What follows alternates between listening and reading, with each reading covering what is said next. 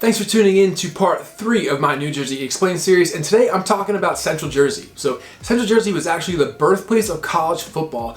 The first ever football game was held between Rutgers University and Princeton University, right in the heart of Central Jersey in New Brunswick. Now, what's crazy to me is, for how big football is in this country, Central Jersey wasn't even recognized on a map until last summer. So if you want to hear what other secrets Central Jersey is keeping, stay tuned to the end of this video because I'm telling them all.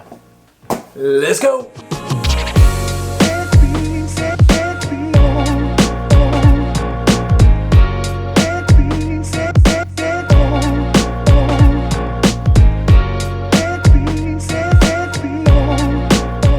Let's start off by just giving a little bit of a preview of what's to come throughout this video. Just like all my New Jersey Explained videos, I'm going to start off with proximity. So what's nearby in this section of New Jersey? Whether that's transportation, commuting options, roads, schools, jobs, shopping, you name it, that's what I'm trying to cover. Then I'm going to move on to the terrain. What are we going to see when we're in this section of New Jersey? Are there hills and mountains? Are there a lot of parks and farms? Or is there beaches and other like lake communities? What am I going to see in this part of the state? Then we're going to move to the cost of living with a focus on the real estate market because I am a realtor in the state of New Jersey and I would love to be a real estate choice when making the move to the Garden State. So feel free to call, text, or email me at any time. And for the purposes of this video, I'm considering Central Jersey to be Hunterdon, Somerset, Union, Mercer, and Middlesex County. So let's get to it. To kick off proximity, Central Jersey is uniquely located kind of really halfway between two major cities in New York City and Philadelphia. And from Hamilton Township, which is a town in Central Jersey, it's almost exactly an hour to each city. It's also the start of the debate of the difference between Taylor ham and pork roll. So there's a really famous breakfast sandwich in New Jersey. I'm from North Jersey and we call it Taylor ham, egg, and cheese sandwich, usually on a bagel or a roll, but it's kind of a big deal around here. But in South Jersey, they actually call it pork roll, egg, and cheese. So there's really an ongoing debate on which one it is, and in Central Jersey it's kind of where those two differentiations kind of meet. So there definitely is a rivalry between North and South Jersey, and Central Jersey is kind of the middleman. The convenient commuting options at your disposal in Central Jersey are probably the main reasons why you and many other people are considering a move to this part of the state. You've got the two busiest highways intersecting in Woodbridge, New Jersey, which is in Middlesex County, and that's the Garden State Parkway and the New Jersey Turnpike, or I-95. There's also train lines to New York City and to Philadelphia, including an Amtrak train that I actually used to take when I was going to grad school down in Washington, D.C. Gets you there in like a little bit over 2 hours, which is crazy convenient. If you're traveling by air, you also have really equidistant access to Newark Airport and Philadelphia Airport. So those are two international airports at your disposal, and when you have options, you can shop around for the best prices, so you can do that in Central Jersey. Commuting is also one of the reasons why my clients chose to move from North Jersey to Central Jersey, and that's because the husband actually had a sales job where he had to visit a lot of vendors throughout North and Central Jersey, and having access to those highways made his commuting much simpler and quicker. The wife worked at Rutgers University, which, as I mentioned, is in New Brunswick, and just proximity alone,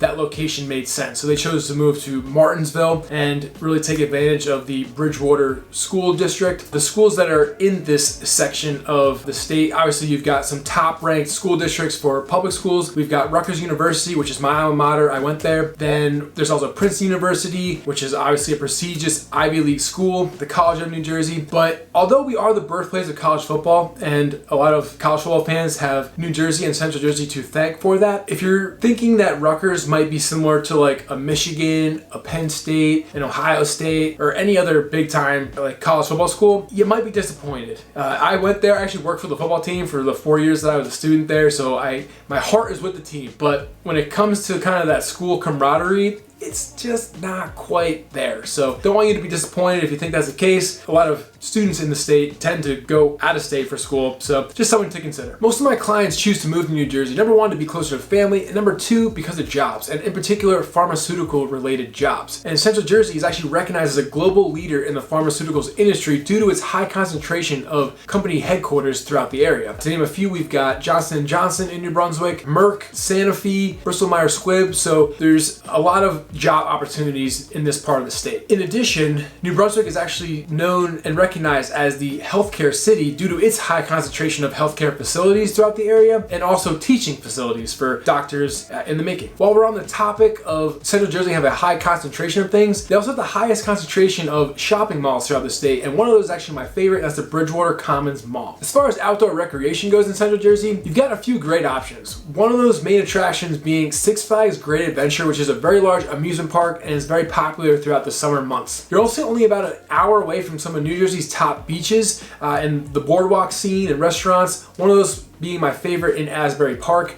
I highly recommend checking that out once you move here or if you already do live here. Then while we're on the topic of kind of outdoor recreation, let's talk about sports. So in Central Jersey, obviously you've got access to Rutgers athletics. Rutgers basketball is very popular, Rutgers wrestling, a lot of women's sports are very great as well, and Rutgers football. As I mentioned, not quite to that Michigan level quite yet, but you know, we'll try to get there one of these days. As far as the sports fans go, it truly is a mix of whether you're New York City sports fans or Philadelphia sports fans. So it really is kind of like a state divided when it comes to that, because New Jersey doesn't really have their own teams anymore. Obviously we have the New Jersey Devils, but that's about it. So obviously there's a ton to do in Central Jersey, and you have easy commuting options to get you to all those places. But now let's talk about terrain. So in comparison to North Jersey, Central Jersey is significantly flatter. Just take a look at this terrain map. Now when we're talking about kind of that real estate landscape, if you're west of I-95, there's a lot of farms and kind of like sprawling estates. It's much more spread out. But when you go east of I-95 and start getting closer to New York City, you do have a lot more congestion and a lot more commercial-like feel. So that's something where I would come into play. I do,